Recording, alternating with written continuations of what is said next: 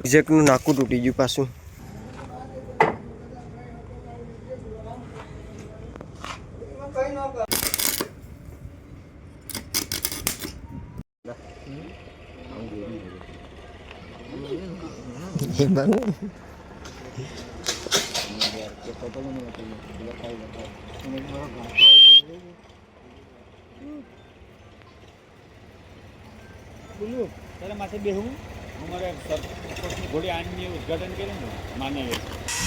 સવારમાં નવિયા જોડાવી લીધા હતા. આમાં થોડુંક બાકી હતું ને એટલે બધું આંકવાનું એ માકી નાખ્યા. ઓલા ખેતર માકવા જવાનું છે પંપની પાછળ.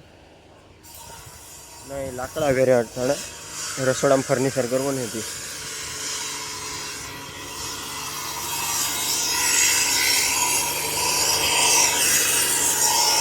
ડીમ લાઈટ છે કે લાઈટ ડીમ છે કે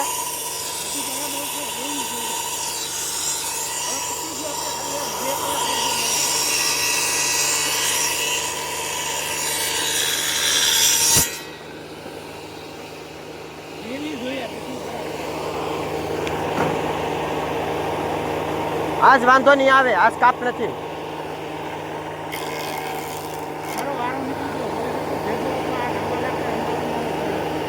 હે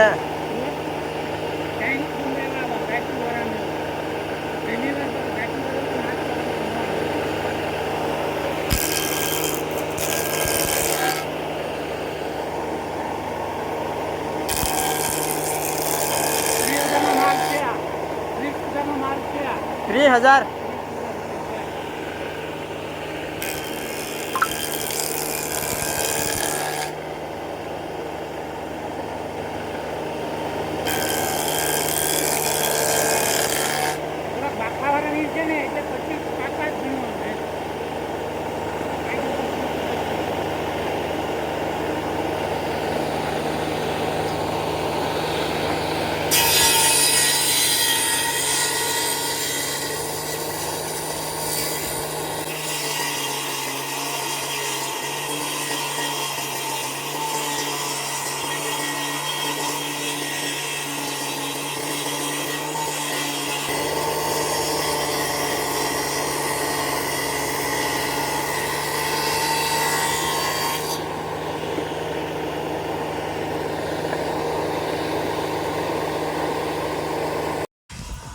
શિયાળો છે એટલે અટાણે કદાચ મશીન ઉપાડવામાં કેવરાય છે.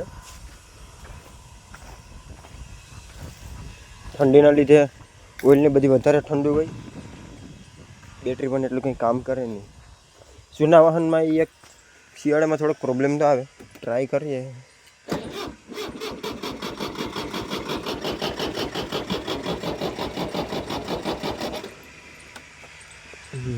એરવાલમાં કંઈક જુગાડ કરવો છે કે ઉપાડશે નહીં.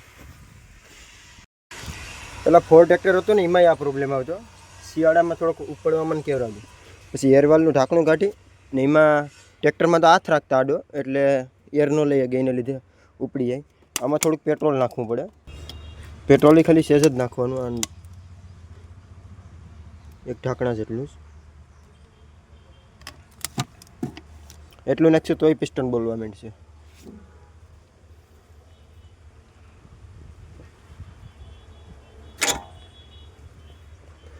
ટ્રાય કરીએ હવે ઉપડે કે શું જાય.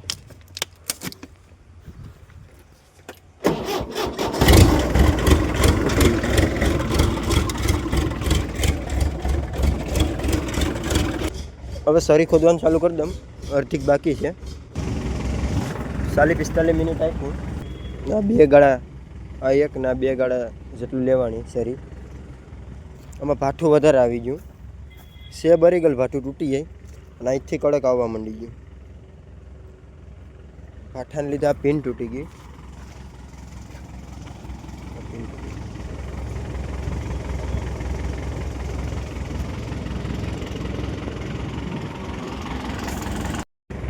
આમાં પાછું આ એક દાંતો નથી ને એને લીધે વધારે પ્રોબ્લેમ આવે.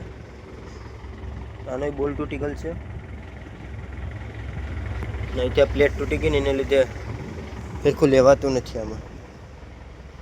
બાકી સૂઠું પાટું હોય ને તો વાંધો ન આવે, નીકળી જાય. પણ આમાં દાંતો નથી ને એટલે થોડોક પ્રોબ્લેમ આવે.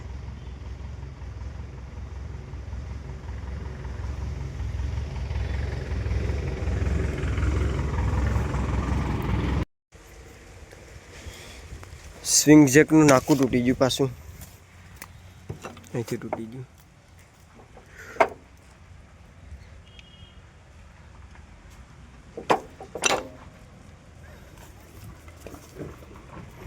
એને લીધે જ આ એટલી થોડી ગાડી થઈ.